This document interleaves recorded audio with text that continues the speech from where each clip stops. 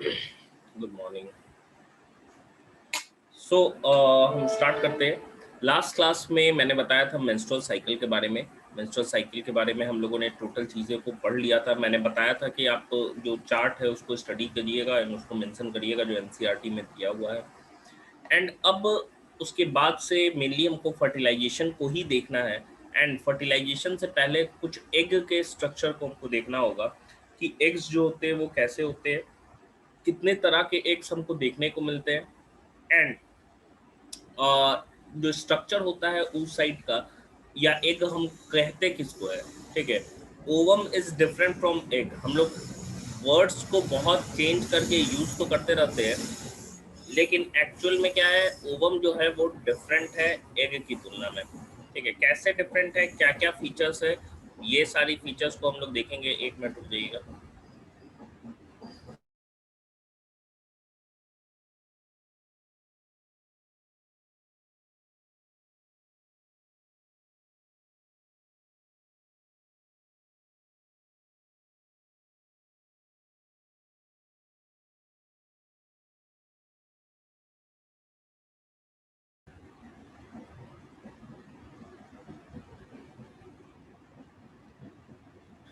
कैसे डिफरेंट है, क्या क्या फीचर्स है, ये सारी चीज़ों को हमको देखना होगा। अगर हम बात कर रहे हैं यहाँ पे एग्स की, तो एग्स में सबसे पहला हमको है types of eggs. Types of eggs. Eggs को कितने भाग में हम लोग डिवाइड करते हैं, तो सबसे पहला बेसिस अलग अलग चेंज करेंगे तो एग का जो टाइप है वो भी बदल जाएगा। सबसे पहला जो है बेसिस हमारा, वो ये बेसिस है कि उसमें योग का अमाउंट कितना ज़्यादा होता है। ठीक है, तो पहला जो बेसिस है हमारा, ए हम कर सकते हैं ऑन द बेसिस ऑफ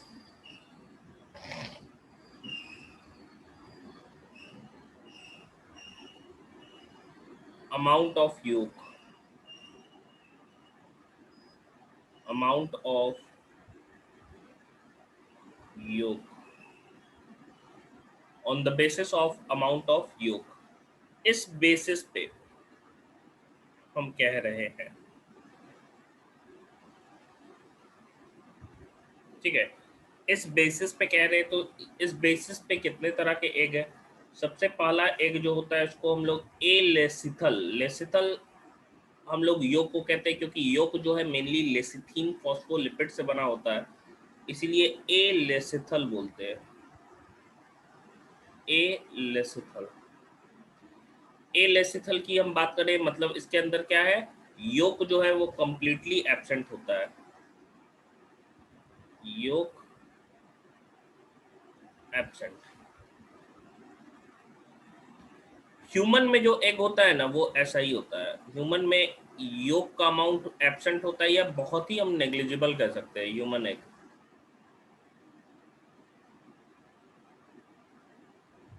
दूसरा जो टाइप है, इसको हम माइक्रोलेसिथल कहते हैं। माइक्रो मतलब योग होगा लेकिन काफी कम क्वांटिटी में होगा, माइक्रोलेसिथल।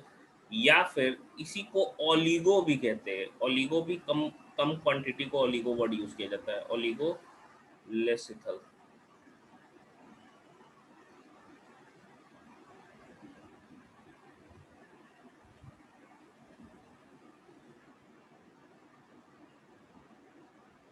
Oligo lecithal.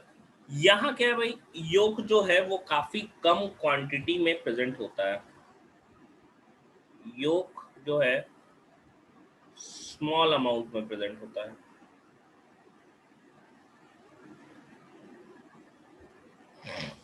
एग्जाम्पल की मैं बात करूं, तो एग्जाम्पल आपका हम कह सकते हैं एम्फियोक्सस।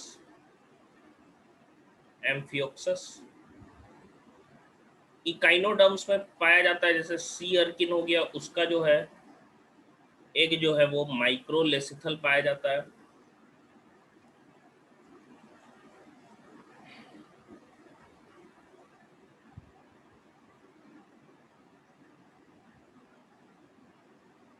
बाकी यूथेरियंस, यूथेरियन मैमल हम लोग कहते हैं, यूथेरिया। जैसे दो तरह का मैमल है, जो हायर मैमल्स है उसको यूथेरिया कहते हैं, एंड जो लोअर मैमल्स है उसको हम लोग प्रोटोथेरिया कहते हैं। यूथेरिया मैमल्स, इसको हायर मैमल्स कह सकते हैं, ब्रैकेट में लिख लेंगे। ज़्यादातर मैमल्स में जो हायर मैमल्स है उसमें हमको माइक्रोलेसिथल टाइप ऑफ एग ही दिखता है। हायर मैमल्स,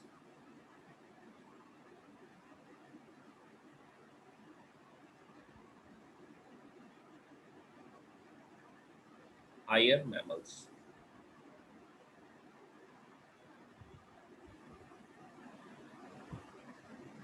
ठीक है, माइक्रोलेसिथल या ओलिगोलेसिथल हो गया। नेक्स्ट है मेजो, मतलब रहेगा माइक्रो से ज़्यादा कुछ क्वांटिटी में प्रेजेंट होता है, इसको मेजोलेसिथल एग हम लोग कहते हैं। मेजोलेसिथल में क्या है, क्वांटिटी ऑफ जो योक है वो मॉडरेट अमाउंट में होता है। योक जो है वो मॉडरेट अमाउंट में होता है।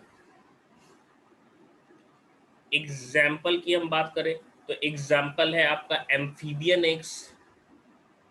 एम्फीबियन एग्स,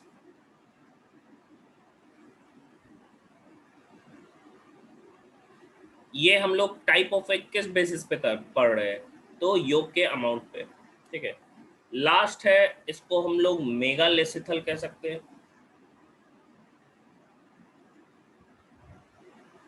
मेगालेसिथल, इसी को और भी वर्ड यूज किया गया है, इसको मैक्रोलेसिथल भी कहते हैं।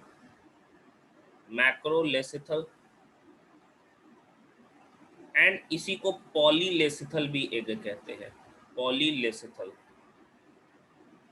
एक। ठीक है, तो हम कह रहे हैं चार डिफरेंट तरह का एग हो गया on the basis of amount of योग प्रेजेंट इन इट। यहाँ पे योग का अमाउंट क्या होगा, काफी लार्ज होगा। योग लार्ज क्वांटिटी में प्रेजेंट होगा, लार्ज अमाउंट। अब ये कौन से योग होंगे, जाहिर सी बात है बर्ड्स के एग, रेप्टाइल्स के एग, और प्रोटोथेरियन मैमल्स के एग। जैसे प्रोटोथेरियन जो एग लेइंग मैमल्स होते हैं, बर्ड्स जैसे इकिडना हो गया, प्लेटिपस हो गया, birds, reptiles and prototherian mammals. Prototherian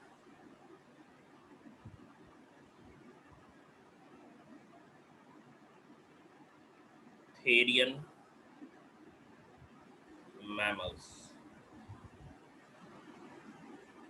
prototherian mammals, इसी को हम लोग मेगालेसिथल या मैक्रोलेसिथल या पॉलीलेसिथल के नाम से जानते हैं।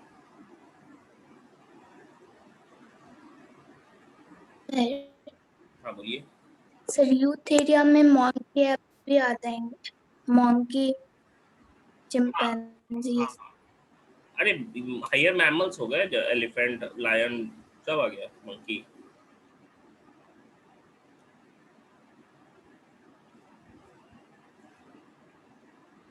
से जो प्राइमेट्स होते हैं वो उसमें केवल ह्यूमन जो होते हैं वो ए लेसिथल होते हैं, बाकी सब माइक्रो लेसिथल हाँ, होते हैं। सारे फिर माइक्रोलेसिथल होते हैं।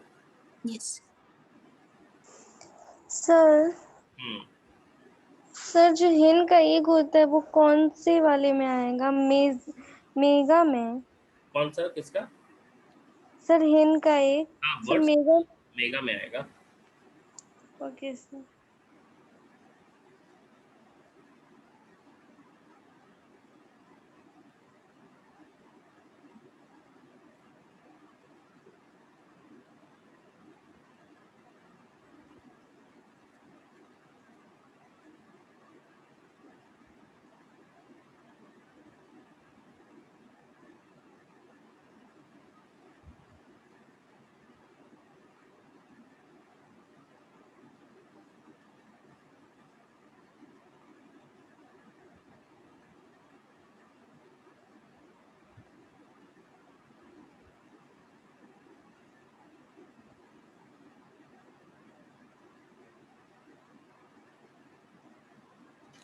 इसमें एक और एग्जांपल डाल लीजिएगा मेगालेसिथल में, वो इंसेक्ट्स डाल लीजिएगा।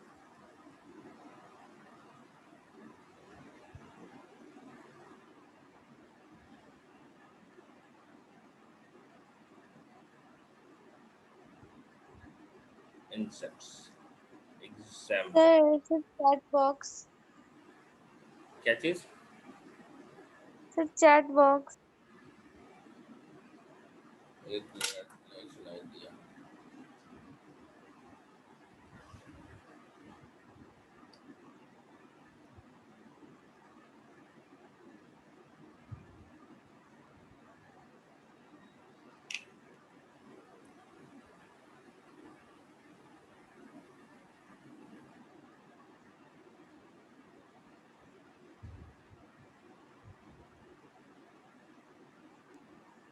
सर एक मिनट, एक मिनट।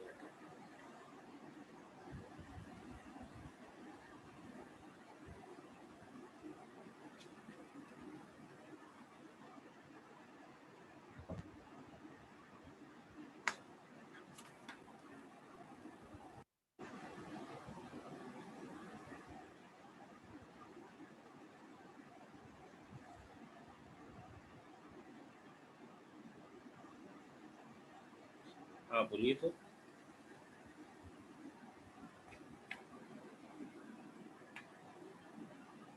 कौन क्या बोल रहा है? प्रोटोथेरिया है।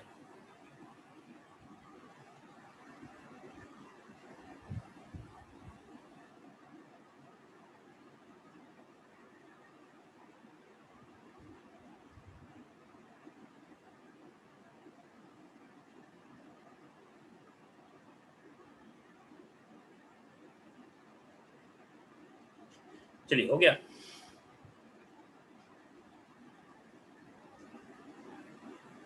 तो ये तो पहला डिस्ट्रीब्यूशन हमने देखा भाई, क्या तो अमाउंट ऑफ एग पे था। दूसरे डिस्ट्रीब्यूशन की हम बात करें बी, जो कि डिस्ट्रीब्यूशन ऑफ योग पे है, on the basis of distribution of egg.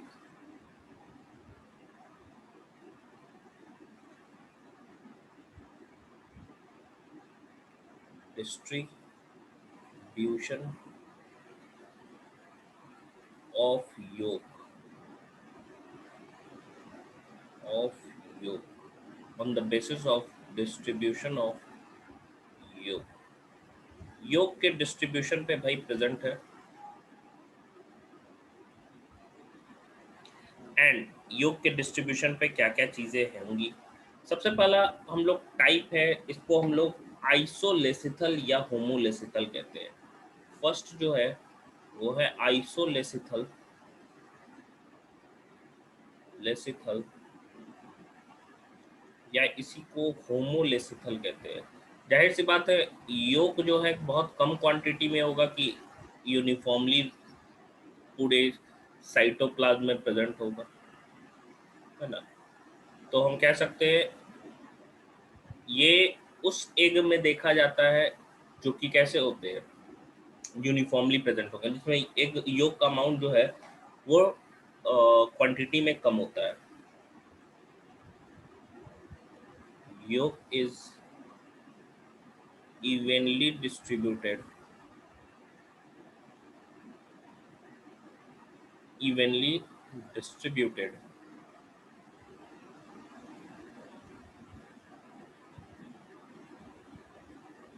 Example आपका क्या हो गया? एग्जाम्पल आपका ए लेसिथल टाइप हो गया एक, क्योंकि उसमें योग होता ही नहीं है तो यूनिफॉर्मली ही डिस्ट्रीब्यूटेड है। दूसरा, माइक्रोलेसिथल में भी योग काफ़ी कम क्वांटिटी में है तो वो यूनिफॉर्मली डिस्ट्रीब्यूटेड रहता है।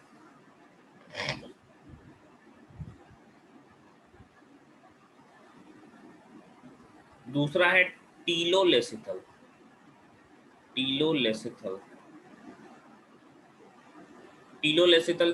टीलो मतलब क्या होता है? टेल, या एक साइड में हम कह रहे हैं। तो योग जो है एक साइड में कंसंट्रेटेड होता है, जैसे कि हमको देखने को मिलता है एम्फीबियन एग का, मेसोलेसिथल टाइप का। इसी में क्या होता है, एक तरह का टीलोलेसिथल है जिसका टाइप हम लोग कहते हैं डिस्क्वाइडल एग्स, जिसमें क्या होता है योग काफ़ी ज़्यादा क्वांटिटी में रहता है एंड वो क्या होता है एक साइड में कंसंट्रेटेड होता है, सारा का सारा योग जो है वो एक साइड में कंसंट्रेटेड होता है एंड साइटोप्लाज्म जो है वो दूसरे साइड में रहता है। या जैसे तुम देख लो जो हम लोग अंडा खाते हैं तो क्या है उसका एक योग देखोगे एक साइड में कंसंट्रेटेड रहता है, बीच में नहीं रहता है, सेंटर पे नहीं रहता है, एक साइड में कंसंट्रेटेड रहता है।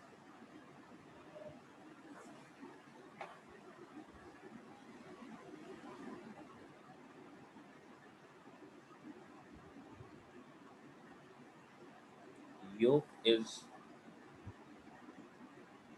concentrated. Yolk is concentrated in one part of the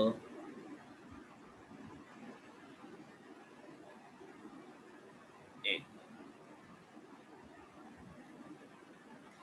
example की हम बात कर रहे हैं तो ये है मेजोलेसिथल। मेजोलेसिथल eggs of amphibia, eggs of amphibia।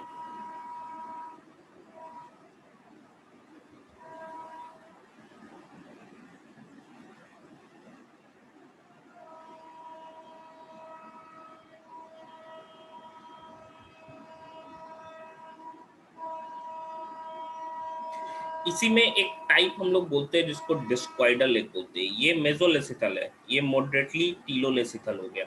ठीक है, मतलब क्योंकि मॉडरेटली टीलोलेसिथल इसको हम लोग क्यों कह रहे हैं, क्योंकि योग का अमाउंट कम ही दिख रहा है तो एक साइड में होने से ज़्यादा भी नहीं दिख रहा है कि एकदम साइड में चला गया। मॉडरेटली टीलोलेसिथल।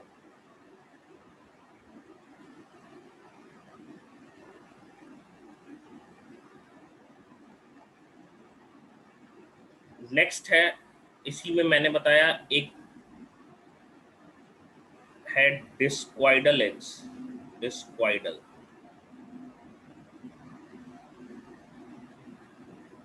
एग्स। डिस्क्वाइडल एग्स की हम बात करें तो डिस्क्वाइडल एग क्या है भाई, ये मेगालेसिथल एग्स पे देखने को मिलता है आपको, जो कि हेवली क्या होते हैं टीलोलेसिथल होते हैं, जहाँ पे क्या है कि जो योक है काफी ज्यादा क्वांटिटी में एंड एक साइड वो क्या होता है कंसंट्रेटेड रहता है।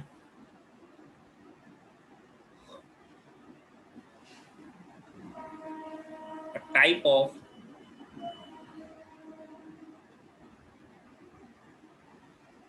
Megalecithal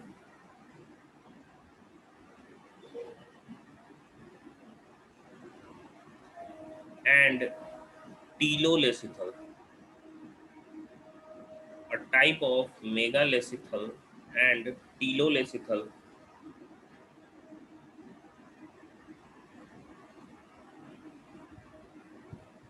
egg, where the yolk is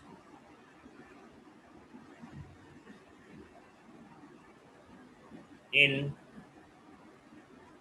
enormous amount, yolk is an enormous amount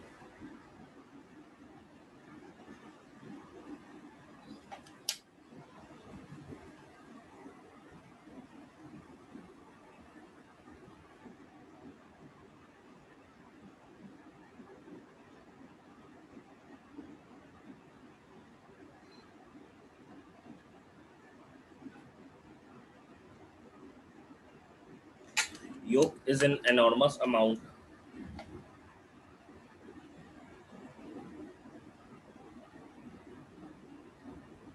and concentrated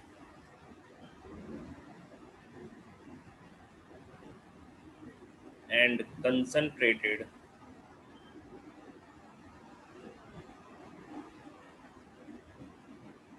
in one part, concentrated in one part of the egg.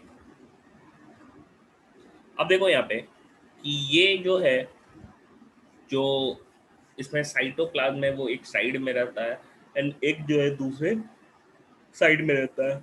ये हेवली टीलोलेसिथल टाइप ऑफ हम कह सकते हैं। अगर मैं इसके एग्जाम्पल की बात करूं तो एग्जाम्पल क्या हो गया भाई, बर्ड्स का, रेप्टाइल्स का, एग्स ऑफ रेप्टाइल्स, ये सब टर्म याद रखिएगा, बर्ड्स एंड मैमल्स।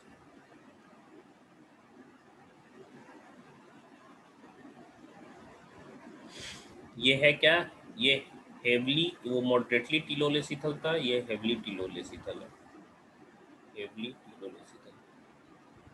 लास्ट है हमारा डिस्ट्रीब्यूशन के बेसिस पे, वो है सेंट्रोलेसिथल एग, थर्ड सेंट्रोलेसिथल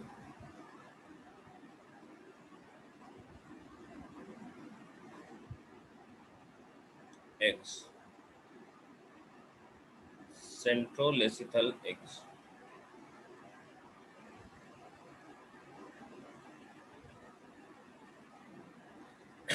तो ये क्या है, ये वैसे मेगालेसिथल टाइप ऑफ एग होते हैं जिसमें योक जो है वो सेंटर पे पाया जाता है एंड मेगालेसिथल है, मतलब योक बहुत ज्यादा है। तो साइटोप्लाज्म क्या है, साइटोप्लाज्म हम कह सकते हैं कि पेरिफेरल रीजन पे पाया जाएगा। अगर मान लो हम फिगर से देखें तो कुछ ऐसा है, यहाँ पे क्या है, ये पूरा का पूरा एग है, ठीक है। योग काफी बड़ा क्वांटिटी में रहता है, ये रहता है योग, मेगालेसिथल टाइप है। तो साइटोप्लाज्म क्या हो गया, पेरिफेरल रीजन में चला जाता है। ये क्या हो गया भाई, योग हो गया।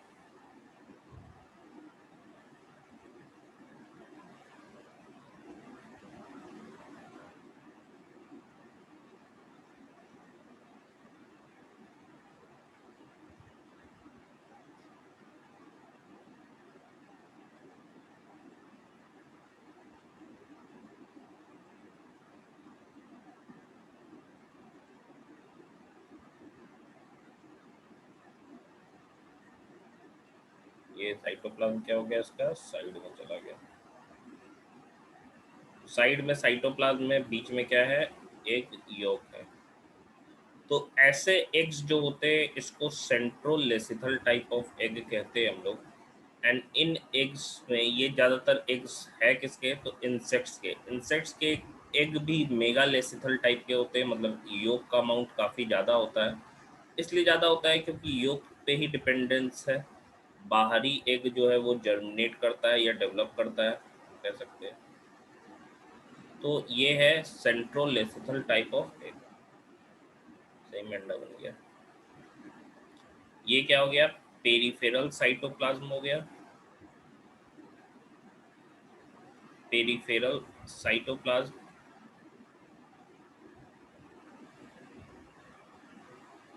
एंड ये जो सेंट्रल पार्ट है ये क्या हो गया, लार्ज अमाउंट ऑफ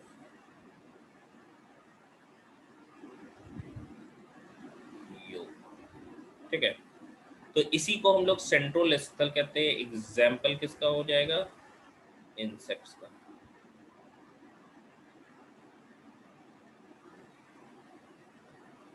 नहीं, इंसेक्ट्स में हेन का तो ये हो गया ना ऊपर वाला, कौन सा, डिस्कॉइडल।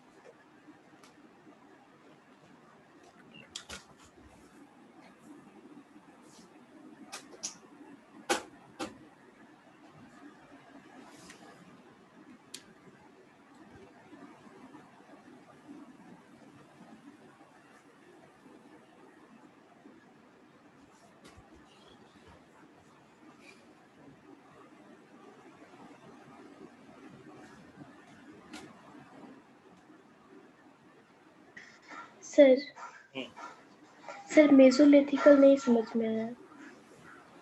मेसोलिथिकल में हम लोग कह रहे हैं, देखिए क्वांटिटी ऑफ, देखो ये अलग है अमाउंट ऑफ योग पे। मेसोलिथिकल कहने का मतलब क्या हो गया कि मॉडरेट क्वांटिटी में, जैसे एम्फीबियन एग हम लोग देखेंगे तो उसमें क्या होता है कि उसमें योग का अमाउंट बहुत ज़्यादा भी नहीं होता है, बहुत कम भी नहीं होता है, मतलब सर मीडियम क्वांटिटी में। मीडियम क्वांटिटी में होता है, इसलिए तो वर्ड मेसो यूज किया गया। और सर आइसोलिथिकल? ये बेसिस देखो वो क्वांटिटी पे था, ठीक है, वो क्वांटिटी पे था। ये क्या है, डिस्ट्रीब्यूशन पे की। आइसो मतलब कि इतना कम योग रहेगा, ज़्यादातर ये उसमें देखने को मिलता है जिसमें योग कम रहता है। तो योग किस में कम होता है, तो अमाउंट के बेसिस पे हम लोग देखते हैं ए लेसिथल और माइक्रो लेसिथल में ए में नेग्लिजिबल होता है, माइक्रो में कुछ क्वांटिटी में होता है। तो पूरे एग में यूनिफॉर्मली डिस्ट्रीब्यूटेड होता है, बीच में कहीं नज़र नहीं आता है ऐसा, पूरा एग में यूनिफॉर्मली डिस्ट्रीब्यूटेड होता है। सर मतलब एक सेल में जैसे ऑर्गेनाइज डिस्ट्रीब्यूटेड होता है उसी तरह इसमें योग भी डिस्ट्रीब्यूटेड होता है। पूरा एग है यूनिफॉर्मली डिस्ट्रीब्यूटेड, कहीं एक जगह कंसंट्रेट पीला वाला अंडा में मतलब नहीं कि दिखेगा। कहीं कहीं पे योग कहीं कहीं पे पूरे एक में। हाँ, पूरा डिस्ट्रीब्यूट रहेगा साइटोप्लाज्म में। ऐसा नहीं है कि पूरा कंसंट्रेट होके एक येलो वाला पार्ट बना लेगा, नहीं ऐसा नहीं होता है। और सर टीलोलिथिकल? टीरोलेसिकल हम लोग देखते हैं कि वैसे एक जिसमें योग जो एक साइड में होता है, एक पार्ट में कंसंट्रेट किया रहता है। मतलब सर सेंटर में नहीं होगा, सेंटर से थोड़ा सा हाँ, कॉर्नर में। थोड़ा सा साइड में होगा, जैसे बर्ड्स का हो गया। तो देखो ये हम लोगों ने दो बेसिस देख लिया, दो बेसिस पे क्लासिफिकेशन देख लिया। लास्ट बेसिस है हम लोगों का, वो है बेसिस की उसके ऊपर शेल होता है या नहीं होता है, प्रेजेंस ऑफ सेल पे, ठीक है। तो लास्ट हमारा तीसरा जो है बेसिस सी, तो सी है क्लासिफिकेशन ऑफ एग्स।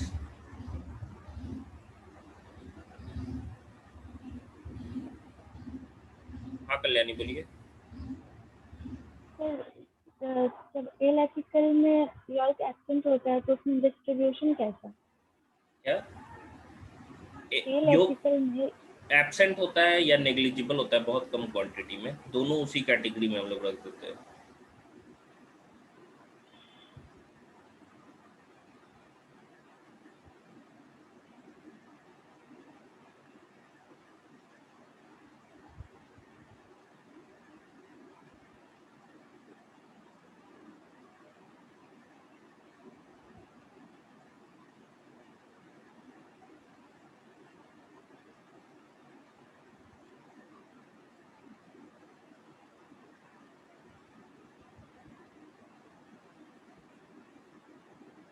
तो ये दो तरह का होता है, एक को हम लोग क्लीडोइक एग्स कहते हैं, क्लीडोइक एग्स। क्लीडोइक एग्स मतलब इसके ऊपर हार्ड शेल प्रेजेंट होता है, ठीक है, हार्ड शेल प्रेजेंट होता है एग के ऊपर, surrounded by hard shell, surrounded by hard shell. जैसे कि बर्ड्स का हो गया, कैल्शियम कार्बोनेट का बना होता है हार्ड शेल, ठीक है। तो इनको क्लीडोइक एग्स कहते हैं। एंड ये क्लीडोइक एग्स क्या है, एडेप्टेशन है किस चीज का, टेरेस्ट्रियल मोड ऑफ लाइफ का, adaptation for terrestrial life, for terrestrial life, ठीक है। एग्जाम्पल की हम बात करें तो रेप्टाइल्स के एग हो गए, एग्स ऑफ रेप्टाइल्स,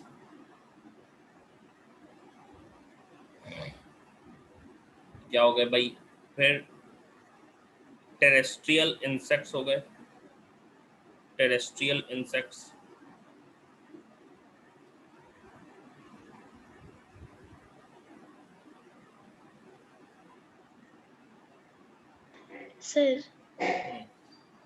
सर ये cleidoic eggs adaptation of terrestrial life हो या फिर फॉर टेरेस्ट्रियल लाइफ होगा सर, क्योंकि अभी आप बोले कि ये टेरेस्ट्रियल लाइफ का एडेप्टेशन है।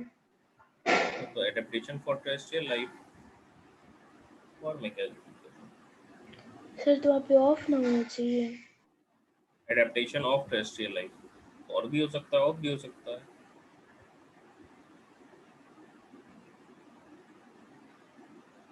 टेरेस्ट्रियल इंसेक्ट्स,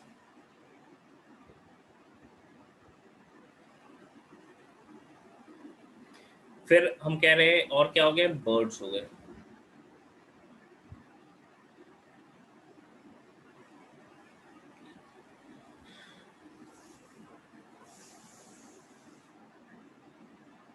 दूसरा हो गया नॉन क्लीटोइक एग्स।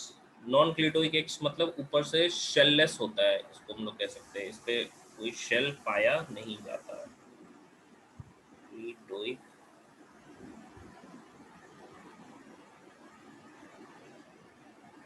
एग्स,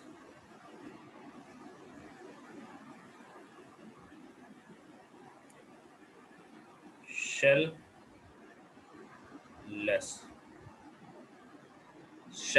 लेस, ये शेललेस होते हैं, ठीक है। तो एग्जाम्पल क्या हो गया, एग्जाम्पल हो गया हमारा oviparous mammals, egg laying mammal जो होते हैं उनको ओविपेरस मैमल्स हम लोग कहते हैं, इनके केस में हमको देखने को मिलता है। वैसे एम्फीबियंस के केस में हमको देखने को मिलता है, एम्फीबियंस, जो कि एम्फीबियंस अपना अंडा क्या देते हैं, पानी में देते हैं, तो पानी में जो देगा उसको शेल की जरूरत नहीं है, वो एक्वेटिक लाइफ है। तो शेल का होना टेरेस्ट्रियल लाइफ को दिखाता है।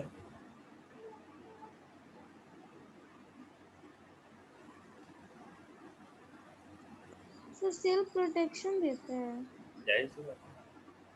सर, तो वाटर में इसको प्रोटेक्शन नहीं चाहिए होता है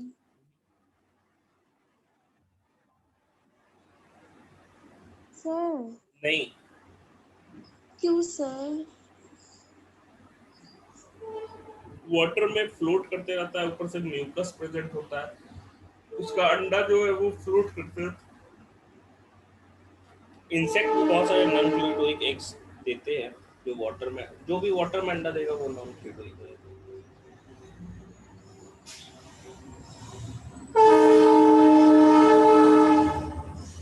तो इसी के साथ हम लोगों का क्लासिफिकेशन पूरा हो गया। हम लोगों ने क्लासिफिकेशन या टाइप्स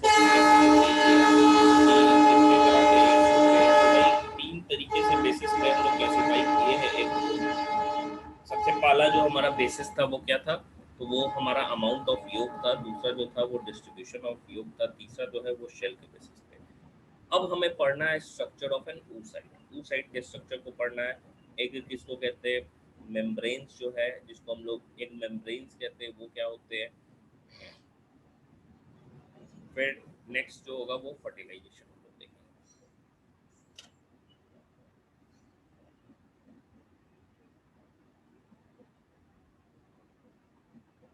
मेरी आवाज कम आ रही है?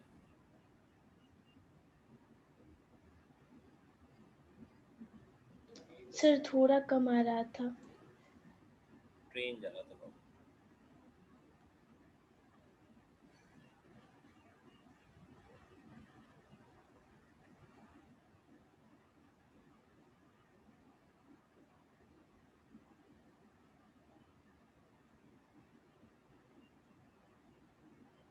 हो गया? तो देखिए, ये हम लोगों का टाइप ऑफ एग हो गया। नेक्स्ट हमको देखना है structure of an oocyte। Next topic हम लिखेंगे structure of an oocyte। Structure of an oocyte। oocyte के स्ट्रक्चर्स को देखना है। अभी प्राइमरी सेकेंडरी तो हम बोल नहीं रहे, मतलब ओवरऑल oocyte के स्ट्रक्चर को कंसीडर कर रहे हैं। कुछ कुछ पॉइंट्स है जिसको हमको जानना है।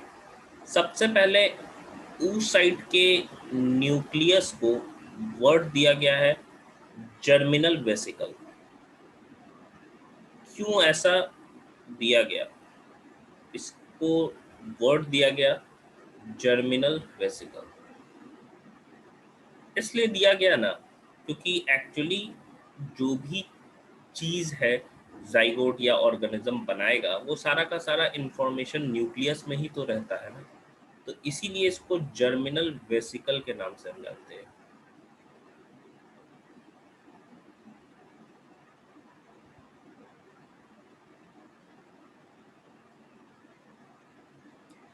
oocyte जो होता है वो डिफरेंट एग मेम्ब्रेन से सराउंडेड होता है। oocyte is surrounded by membranes, surrounded by membranes called egg membranes, egg membranes। देखो oocyte प्लस एग मेम्ब्रेन को मिला के हम ओवम कहते हैं, सॉरी ओवम कह रहे हैं, oocyte या एग मेम्ब्रेन को मिला के ही हम क्या कहते हैं, एग कहते हैं। तो oocyte हो गया हमारा, oocyte या इसी को ओवम भी बोलते हैं कब, जब ये ओव्यूलेशन के बाद का स्टेज है, ओवम प्लस एग मेम्ब्रेन्स। अभी हम लोग देखेंगे कौन कौन से एग मेम्ब्रेन्स होते हैं, इनको मिलाकर ही क्या बोला जाता है, एग बोला जाता है।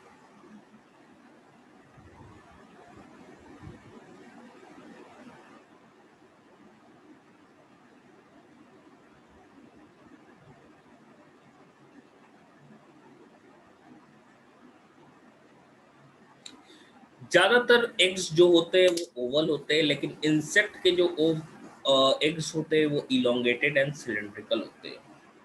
इंसेक्ट के जो एग होते हैं वो इलोंगेटेड एंड सिलेंड्रिकल होते हैं, लेकिन ज्यादातर जो एग्स होते हैं वो क्या होते हैं, ओवल इन शेप होते हैं।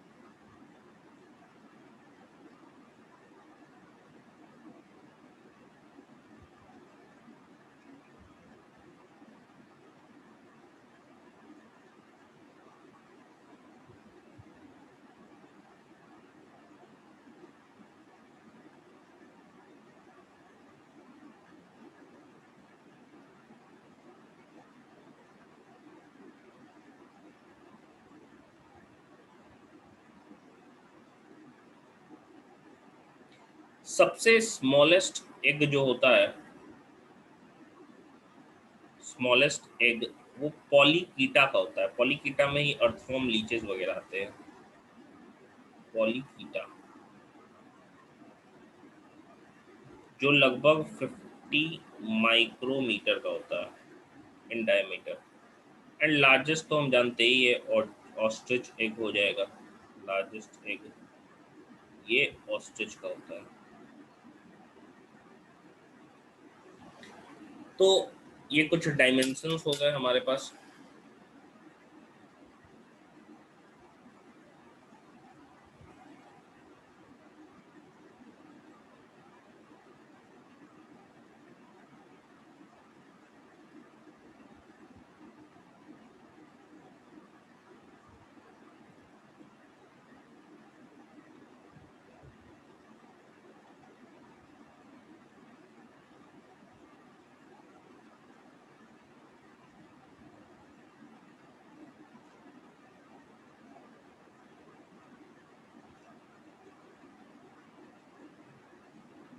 सर बोलिए।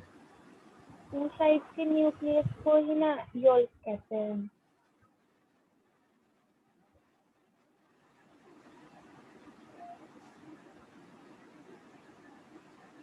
सर मेरी आवाज जा रही है क्या? हाँ जी, बोलिए क्या बोल रहे हैं? सर oocyte के न्यूक्लियस को ही ना यॉल कहते हैं। उस साइड को ही oocyte के न्यूक्लियस को ही ना यॉल कहते हैं,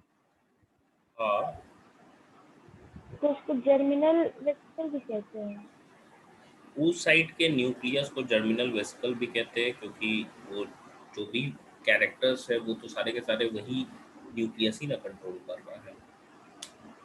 और डेवलपमेंट भी तो होगा, एक ही है वही ना। आपको फर्टिलाइजेशन क्या बनाएगा, जाइगोट, फिर एम्ब्रायो एंड ओवरऑल ऑर्गेनिज्म।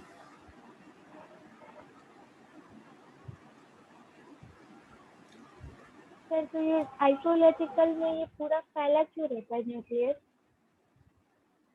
आइसोलेसिकल में न्यूक्लियस थोड़ा फैला रहता है, योग फैला रहता है। भाई यॉल या न्यूक्लियस दोनों सेम हुए ना। नहीं, ये कौन बोल दिया योग और न्यूक्लियस है? तो सर एक का न्यूक्लियस को ना यॉल बोलते हैं। ना ना ना ना ना ना, योग अलग चीज है ना। Yoga yoga amount of food है, समझो प्रेजेंट है।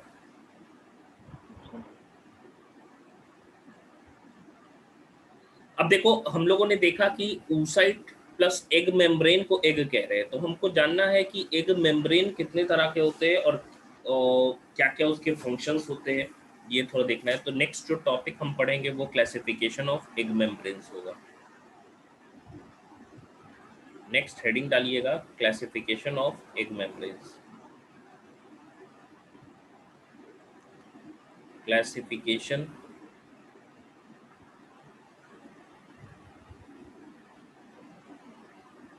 Of egg membranes. Classification of egg membranes. अगर हम क्लासिफिकेशन की बात करें तो एग मेम्ब्रेन जो होता है वो 3 टाइप का होता है, 3 टाइप्स का।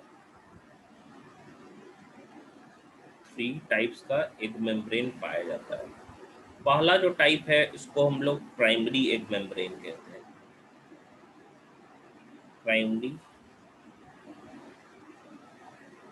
Egg membrane, primary egg membrane इसको हम लोग कह रहे हैं।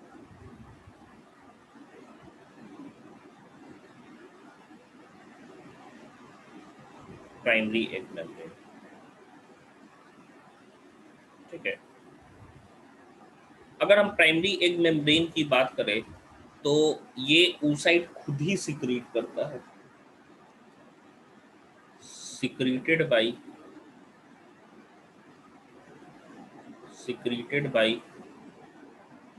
oocyte itself, secreted by oocyte itself। जैसे कि एग्जाम्पल हमारा क्या हो गया, जो अंदर का मेम्ब्रेन होता है जिसको विटेलाइन मेम्ब्रेन कहते हैं। विटेलाइन मेम्ब्रेन का फॉर्मेशन कौन कर रहा है? Membrane, vitelline membrane. Zona pellucida हो गया, जोना पेलुसिडा। जोना पेलुसिडा हम लोग कहते हैं मैमल्स के केस में, एंड इसी लेयर को जोना रेडियाटा कहते हैं एम्फीबियंस और शार्क के केस में। तो जोना पेलुसिडा हो गया मैमल्स के केस में,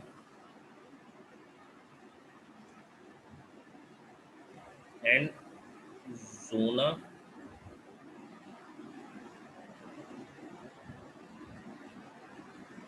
जोना रेडियाटा हो गया, रेडियाटा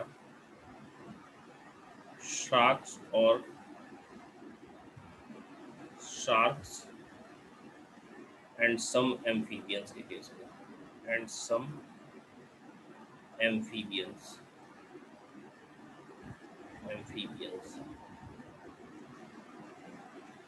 के केस में, शार्क्स एंड सम एम्फीबियंस के केस में, ये जोना रेडियाटा हो गया।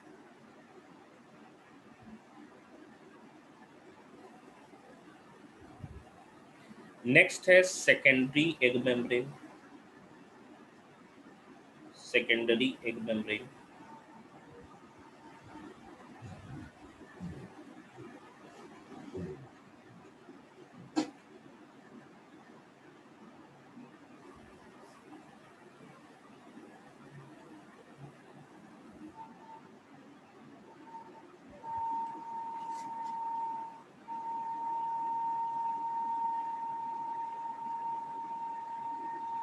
सेकेंडरी एग मेम्ब्रेन्स की हम बात करें तो ये प्राइमरी एग मेम्ब्रेन के बाहर प्रेजेंट होता है, जो कि ओवरी सिक्रीट करता है। ठीक है, मतलब ये लेयर का फॉर्मेशन एग खुद नहीं बना रहा है बल्कि ओवरी बना रहा है।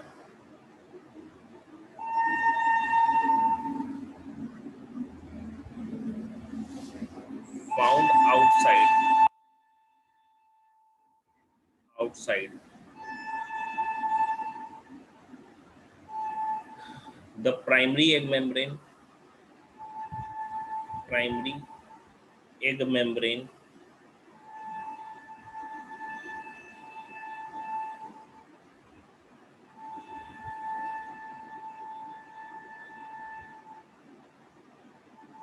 secreted by ovary, secreted by ovary। जैसे एग्जाम्पल इसका हो गया कोरोना रेडियाटा। कोरोना रेडियाटा जब फर्टिलाइजेशन के बाद एक एक्स्ट्रा एम्ब्रायनिक मेम्ब्रेन को हम लोग देखते हैं, वो भी सेकेंडरी है। कोरियन कहते हैं उसको, कोरियन। ये दोनों का सिक्रीशन ओवरी कर रहा है। कोरोना रेडियाटा हमने नहीं पढ़ा था ओजस्वी। ग्रेनुलोसा सेल है, वही क्या होते हैं, कोरोना रेडियाटा का फॉर्मेशन करते हैं। पढ़िए फिर से फॉलिकल वाला, समझ में आएगा।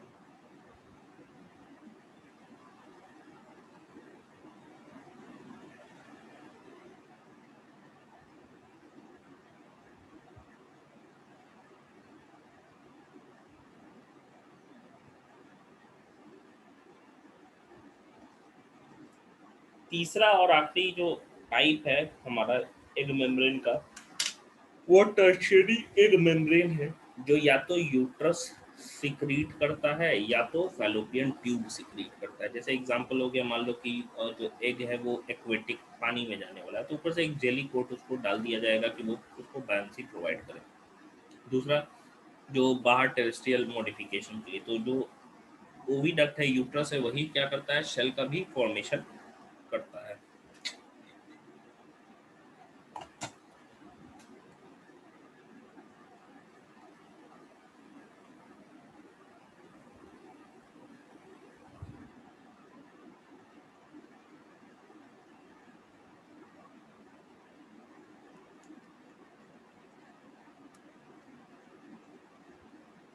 या नेक्स्ट देखते हैं हम लोग tertiary egg membrane.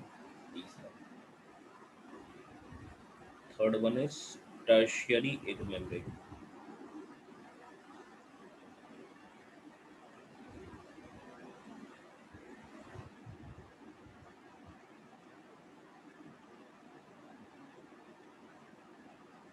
Tertiary egg membrane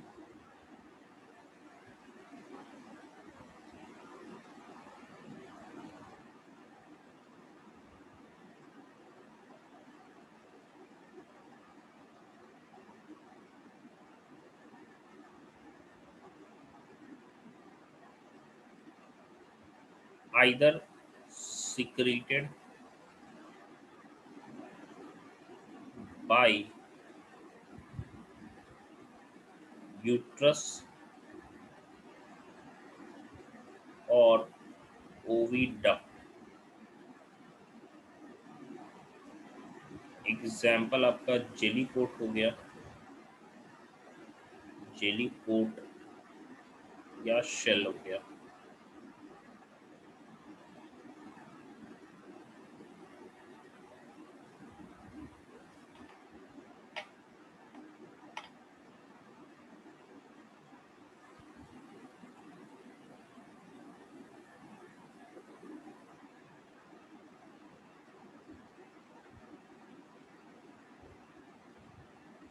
तो ये तो हमारा एक जनरल स्ट्रक्चर हो गया भाई कि किसका है, ये है हमारा एग मेम्ब्रेन्स का।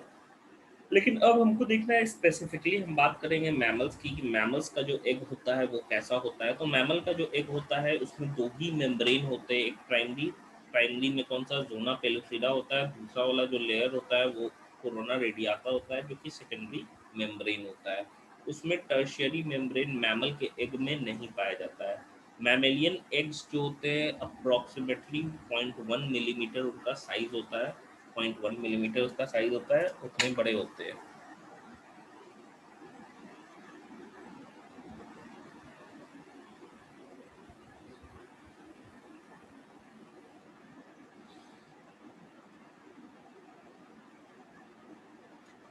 हाँ कल्याणी, बिल्कुल, जब उस पर एग मेम्ब्रेन्स बन जाएंगे तब उसको एग बोलेंगे।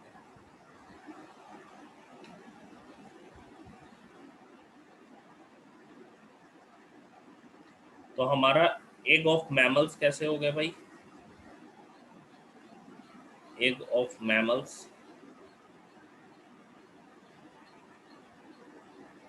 एग ऑफ मैमल्स की हम बात कर रहे हैं। तो मैमल्स का जो एग है वो कैसा है भाई, तो क्या क्या कैरेक्टरिस्टिक होगा। सबसे पहले मैमल का जो एग है वो एलेसिथल टाइप का होता है, अमाउंट पे एलेसिथल टाइप का होता है, ठीक है। एलेसिथल ह्यूमन का सिर्फ है, बाकियों का क्या है, माइक्रोलेसिथल।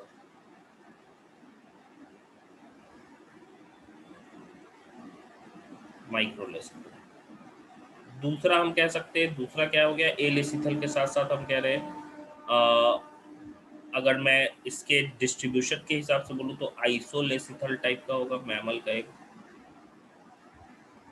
या इसी को हम लोग क्या कहते हैं, होमोलेसिथल भी कहते हैं, और होमोलेसिथल।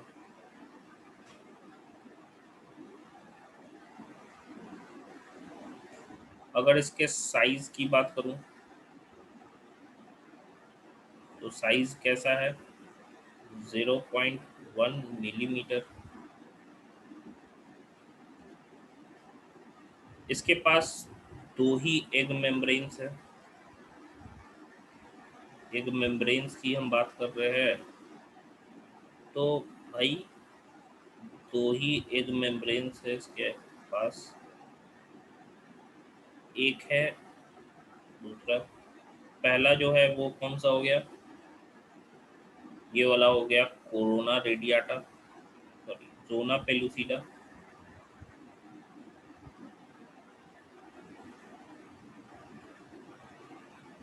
जोना पेलुसिडा, जोना पेलुसिडा। दूसरा है corona radiata, corona radiata, radiata.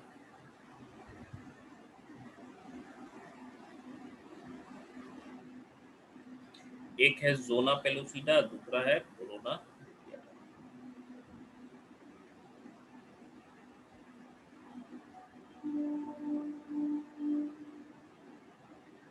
अगर हम जोना पेलुसिडा की बात कर रहे हैं तो ये क्या है, जाहिर सी बात है एक प्राइमरी मेम्ब्रेन है, प्राइमरी मेम्ब्रेन है। ये क्या हो गया भाई, ये सेकेंडरी मेम्ब्रेन हो गया, सेकेंडरी मेम्ब्रेन। एक प्राइमरी है, दूसरा वाला क्या है, सेकेंडरी है।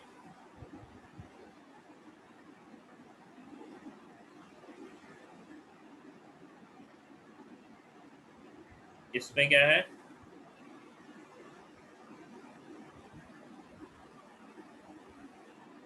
does not have tertiary membrane, tertiary membranes, does not have tertiary membranes। ये हमारा एग हो गया, एग बन के रेडी है। अब बात आएगी फर्टिलाइजेशन की।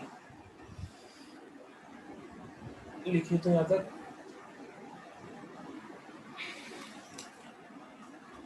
फर्टिलाइजेशन बता रहे।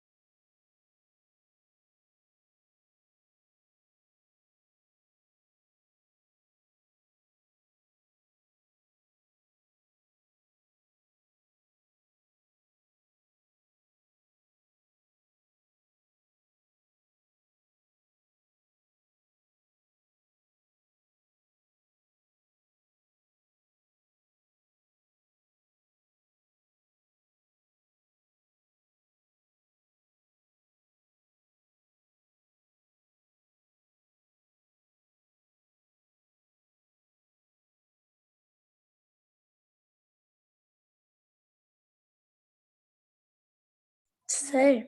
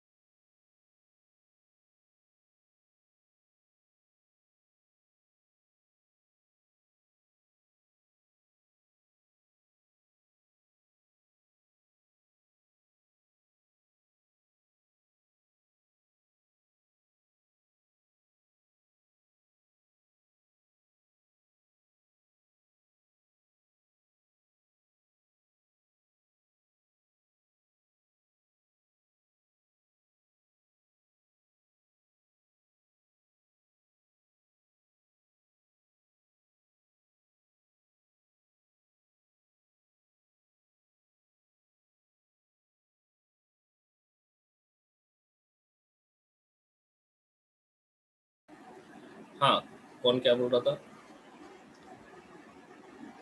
से बोल रहे थे ना मेरा कनेक्शन लॉस हो जा रहा बीच बीच में।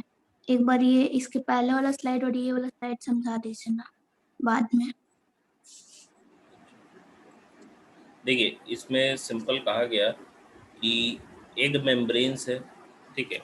एग मेम्ब्रेन्स 3 तरीके के, एक हो गया प्राइमरी एग मेम्ब्रेन जो कि oocyte अपने ही सिक्रीट करता है, जैसे ज़ोना पेलुसिडा हो गया या ज़ोना रेडियाटा होता है शार्क्स और एम्फीबियंस के केस में। तो विटिलाइन मेम्ब्रेन उसके सेल मेम्ब्रेन को बोल रहे हैं, ठीक है। सेकेंडरी एग मेम्ब्रेन हम लोग कह रहे हैं जो कि प्राइमरी के बाहर पाया जाता है, ओवरी सिक्रीट करता है जो कोरोना रेडियाटा हो गया, एंड हम लोग पढ़ेंगे कोरियोइन जो कि एम्ब्रायनिक मेम्ब्रेन होता है।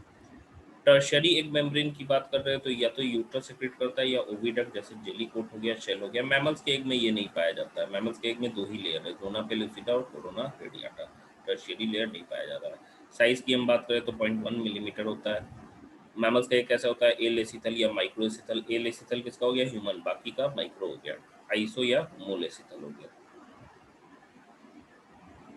अब देखो नेक्स्ट बड़ा ही क्रिटिकल इवेंट हमको पढ़ना है, वो है फर्टिलाइजेशन के बारे में। तो नेक्स्ट जो इवेंट है ये बड़ा ही क्रिटिकल है and this is known as fertilisation.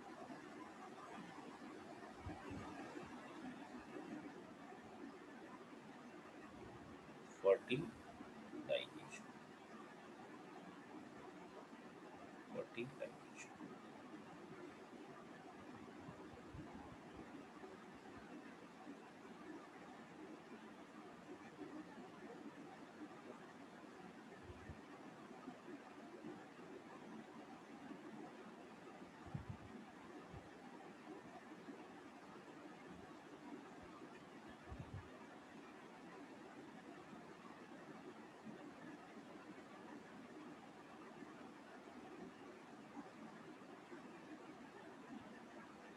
Fertilisation की हम बात कर रहे हैं, तो फर्टिलाइजेशन क्या है? फ्यूजन है, जाहिर सी बात है।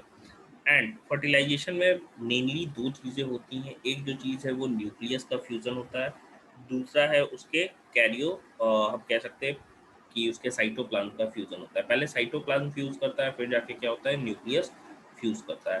टोटल यूनियन को हम लोग क्या कह रहे हैं? यूनियन को हम लोग कह सकते हैं, इसको सिनगैमी कहते हैं। एंड क्योंकि यहाँ पे क्या है, क्रोमोसोम भी मिक्स होते हैं, इसीलिए हम कह सकते हैं इसको इंटरमिक्सेस भी कहते हैं या एम्फीमिक्सेस भी कह सकते हैं।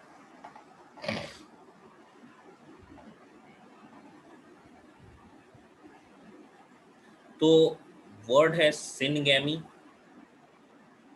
वर्ड है सिनगैमी। सिन का मतलब फ्यूजन होता है, गैमी मतलब गैमीट्स का फ्यूजन। इसमें दो चीजें होंगी, पहले उसका प्लाज्मोगैमी होगा, प्लाज्मोगैमी, फिर क्या होगा, उसका कैरियोगैमी होगा। पहले साइटोप्लाज्म फ्यूज करेगा, फिर जाके न्यूक्लियस, कैरियोगैमी, फिर जाके क्या है, न्यूक्लियस फ्यूज करेगा।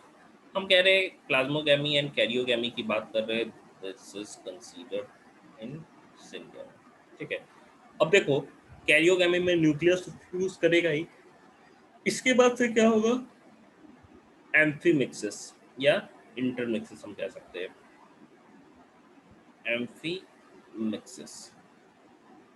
एम्फीमिक्सिस क्या है भाई? तो कैरियोगैमी के बाद क्या है, क्रोमोसोम आपस में मिक्स करते हैं, intermixing of chromosome,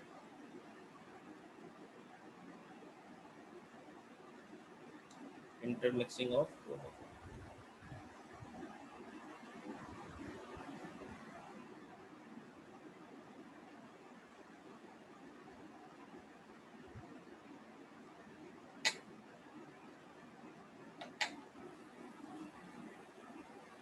and fertilisation का अगर मैं रिजल्टेंट की बात करूं, तो रिजल्टेंट है क्या, जाइगोट है, जाइगोट जो कि एक डिप्लॉयड स्ट्रक्चर है।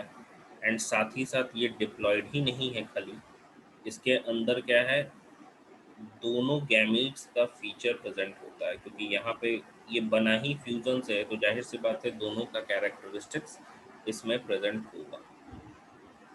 तो फर्टिलाइजेशन इज़ वेरी इंपॉर्टेंट।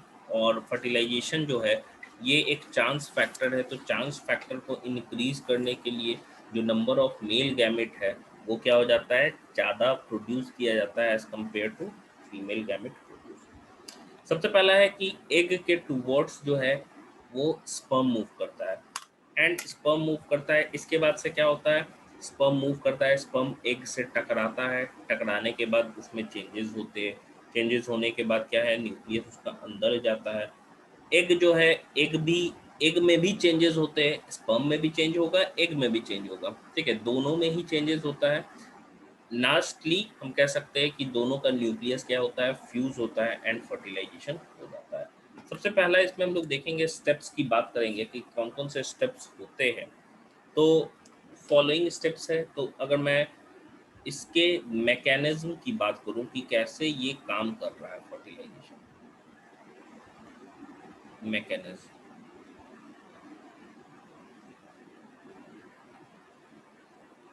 तो मैकेनिज्म में सबसे पहला मैकेनिज्म हमारा क्या है, approach of sperm towards egg,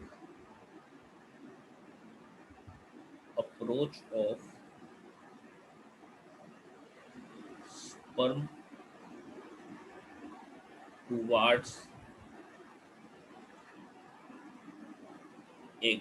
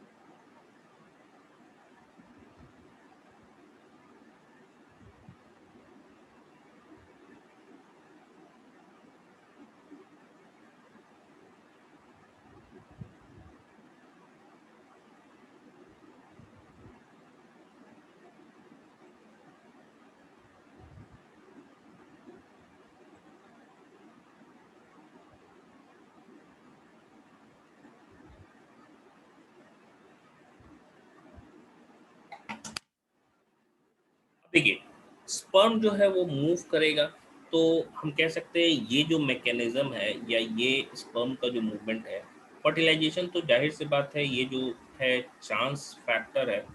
तो स्पर्म जो है वो रैंडम मूवमेंट कर रहा है, एंड रैंडम मूवमेंट कर रहा है, किधर किधर भी जा रहा है, उसको पता नहीं कि किधर जाना है। तो उसी चीज़ को हम कह सकते हैं, जो अप्रोच है उसको बढ़ाने के लिए दो एडेप्टेशन होते हैं। पहला एडेप्टेशन, स्पर्म का नंबर बहुत ज़्यादा है, दूसरा एक का साइज बहुत ज़्यादा है। हम कह सकते हैं to increase the to increase the chances of approach chances of approach to increase the chances of approach of sperm towards egg.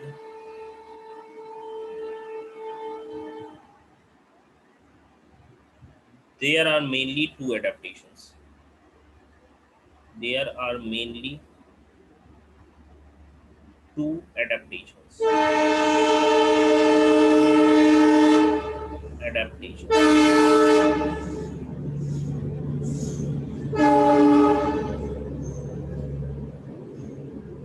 कौन कौन से ये एडेप्टेशन है थोड़ा देखते हैं हम लोग। सबसे पहला क्या है, नंबर ऑफ स्पर्म बहुत ज़्यादा है, दूसरा एक का साइज बहुत ज़्यादा है।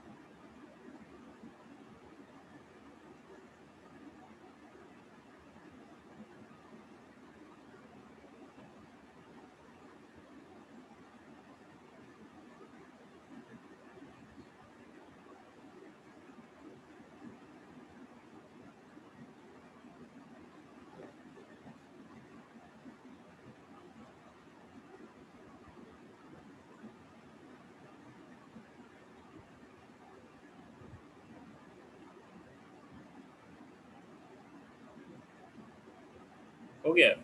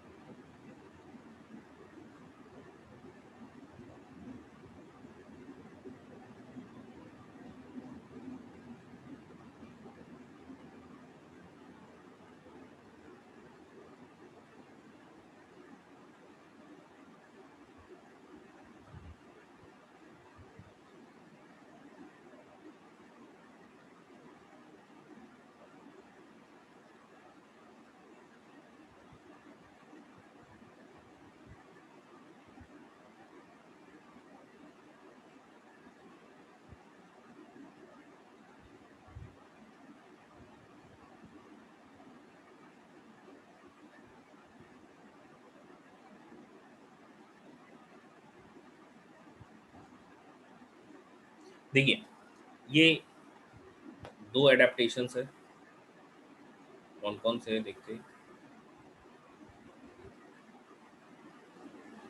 सबसे पहले एडेप्टेशन की हम बात कर रहे हैं एक, तो number of sperm is very high. Number of sperms is very high is very high number of sperms is very high। second one is this कि एग जो होता है वो लगभग 1000 गुना होता है, is 1000 times larger than sperm, larger than sperm।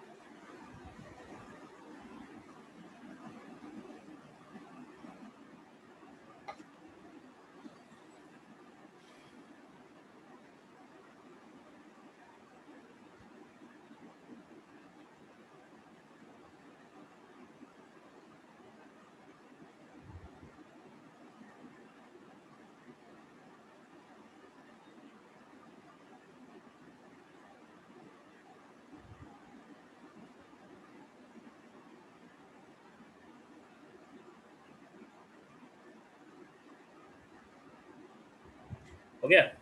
अब देखो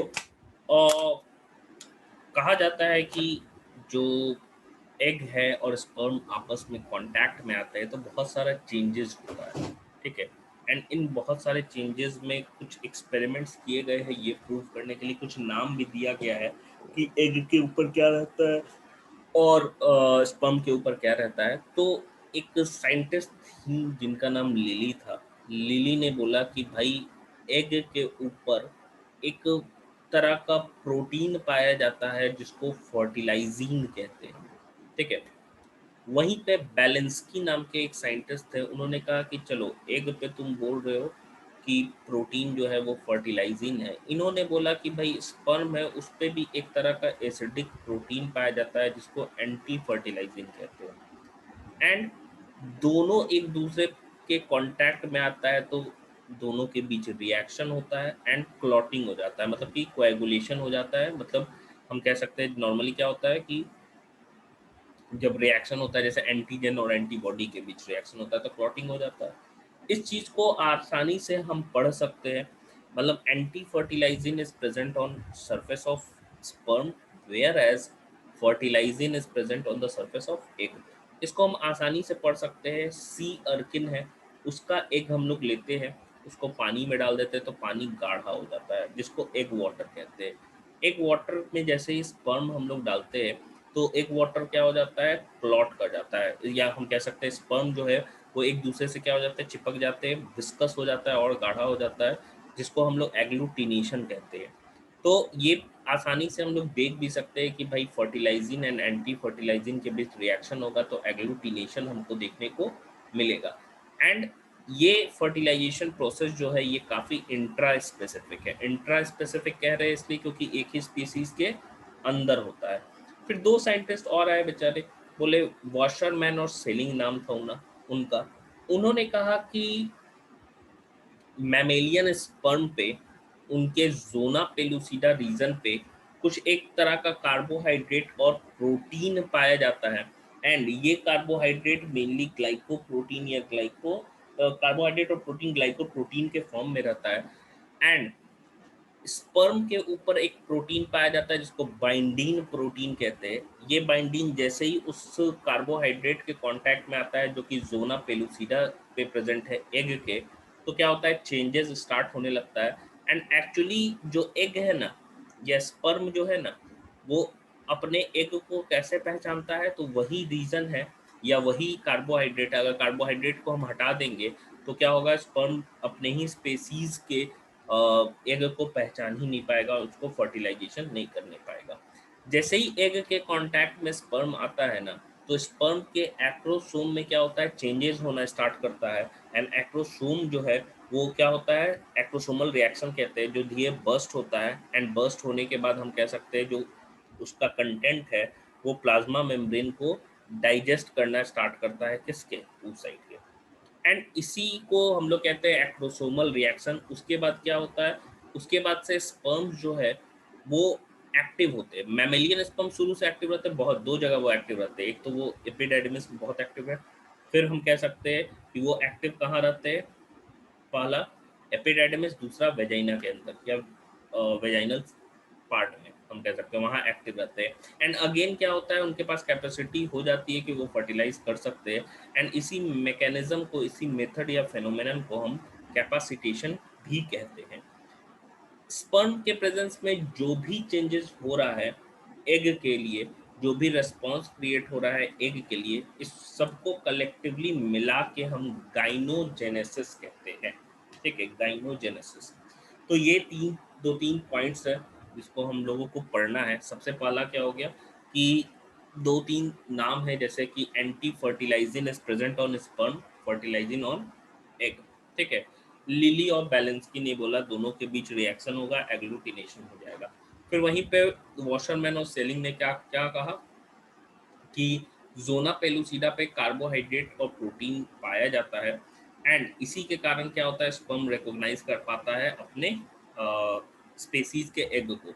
स्पर्म पे क्या पाया जाता है, बाइंडीन पाया जाता है, दोनों के बीच रिएक्शन होता है। जोना पेलुसिडा के थर्ड रीजन पे एक उसको रीजन दे दिया गया ZP3 रीजन कहते हैं उसको, ZP3 ग्लाइकोप्रोटीन भी कहते हैं उसको हम लोग। तो उस रीजन पे पाया जाता है। अगेन जैसे स्पर्म जो है वो एग के कांटेक्ट में आता है, एक्रोसोमल रिएक्शन होता है, एक्रोसोमल रिएक्शन में लाइसोसोमल सेपरेशन होगा एक्रोसोम से, एंड डाइजेशन होगा मेम्ब्रेन का, एंड अगेन हम कह सकते हैं स्पर्म एंटर होगा। स्पर्म जो है उसके पास कैपेसिटी वापस आ जाएगी कि अब वो फर्टिलाइज कर सकता है, इसी को हम लोग कैपेसिटेशन कहते हैं। फिर एक टर्म जो था वो था गाइनोजेनेसिस। गाइनोजेनेसिस क्या है भाई? तो गाइनोजेनेसिस है कि जो भी स्पर्म के प्रेजेंस में एग में रिस्पॉन्सेस क्रिएट हो रहे हैं, इसको कलेक्टिवली मिला के हम गाइनोजेनेसिस के नाम से जानते हैं। तो ये सारी चीज़ों को हमें पढ़ना है, ठीक है। किसी को कुछ पूछना है? समझ में आया कि नहीं आया?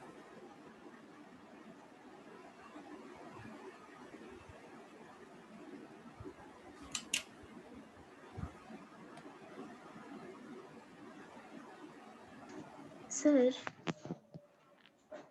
सर बोलिए। सर अभी जो आप साइंटिस्ट लोगों का नाम बता और वो सब इम्पोर्टेंट वो सब वो सर सब क्या है? सर मेरी आवाज आ आ- रही है? मेरी आवाज आ रही है? हम पूछे वो सब क्या है, क्या बोले? सर आपने पूछा साइंटिस्ट लोगों का नाम बताए, वो क्या है? सर पूछ रहे थे कि वो नाम इम्पोर्टेंट है बोर्ड्स या नीट के लिए। और साइंटिस्ट लोगों का तो नाम नहीं इम्पोर्टेंट है, बोर्ड्स के लिए तो खैर नहीं है, नीट के लिए भी अब नहीं है, लेकिन हाँ वो जो प्रोसेस है एंटी फर्टिलाइजिंग और फर्टिलाइजिंग वो इम्पोर्टेंट है। सर लिखवा दीजिएगा। हाँ लिखवा देंगे, नेक्स्ट क्लास में लिखवा देंगे। जिसको भी कोई डाउट है तो पूछ लीजिए। देखिए अब ज़्यादा नहीं बचा है, फर्टिलाइजेशन पे हम लोग पहुँच गए, फिर एम्ब्रायोजेनेसिस है, पार्ट्यूडिशन एंड लैक्टेशन है। आई थिंक 2 क्लास सफिशिएंट है, कंप्लीट हो जाएगा चैप्टर आपका। इसके बाद का जो चैप्टर है काफ़ी छोटा है, 2 या 3 क्लास में ख़त्म हो जाएगा। हम लोग अभी जून जो चल रहा है, जून में ही हम लोग जेनेटिक्स में एंटर कर जाएंगे। जेनेटिक्स काफ़ी इंटरेस्टिंग पोर्शन होगा। किसी को कुछ पूछना है तो पूछ सकते हैं।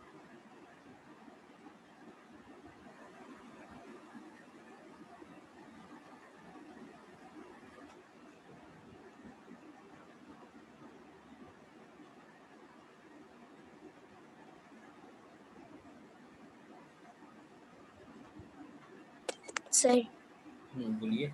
सर इसके पहले वाला स्लाइड एक बार खोलिए ना, मतलब इसके पहले वाले क्लास। एक मिनट।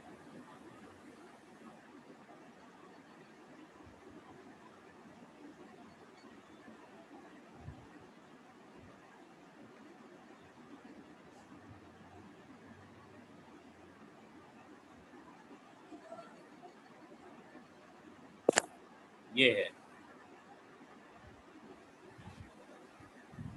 नहीं ये नहीं, नहीं सर ये जो थी पहले वाली।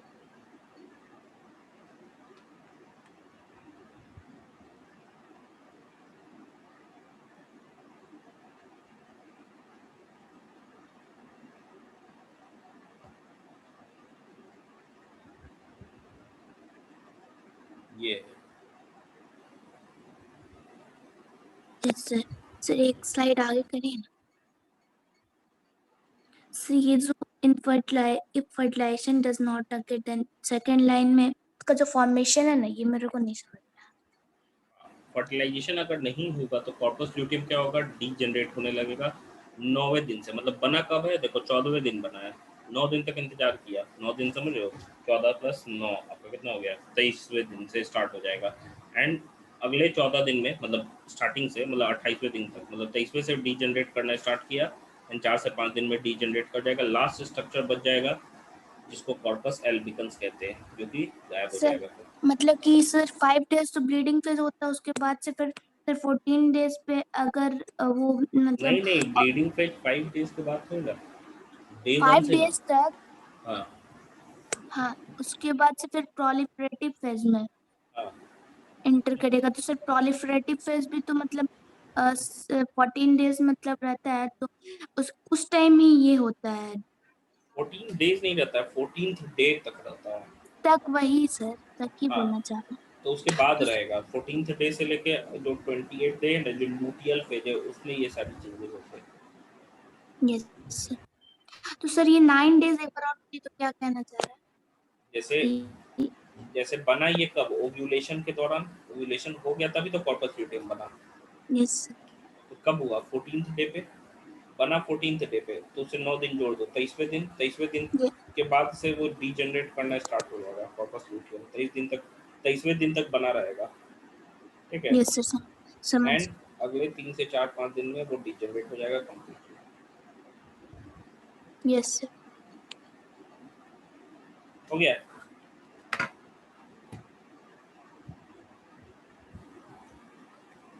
और कुछ